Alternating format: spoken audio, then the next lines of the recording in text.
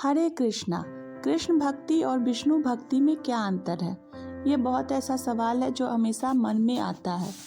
तो हर आत्मा का अपना एक अलग रस होता है भगवान के साथ। तो प्रश्न आता है कि रस कितने प्रकार का है? साक्ष्य रस, वात्सल्य भाव, माधुर्य भाव, दास्य भाव, है ना। जिस आत्मा के साथ भगवान का जिस प्रकार का भाव होता है वो उससे संतुष्ट होता है।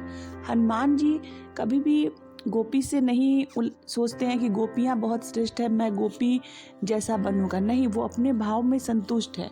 उसी प्रकार से हमें अगर चांस मिल रहा है इस कलयुग में, ब्रह्मा जी के एक दिन में सिर्फ एक बार ऐसा चांस मिलता है जब कृष्ण भक्ति प्राप्त करने का मौका मिलता है, तो इन चक्रों में नहीं पड़ना चाहिए।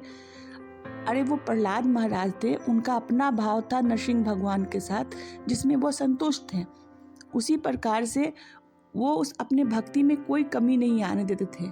इसी प्रकार से हमें कलयुग में अगर ये कृष्ण भक्ति का भाव प्राप्त हो रहा है, रस प्राप्त हो रहा है, तो हमें इसका अनुभव करना चाहिए, इसके प्रति ईमानदार होना चाहिए।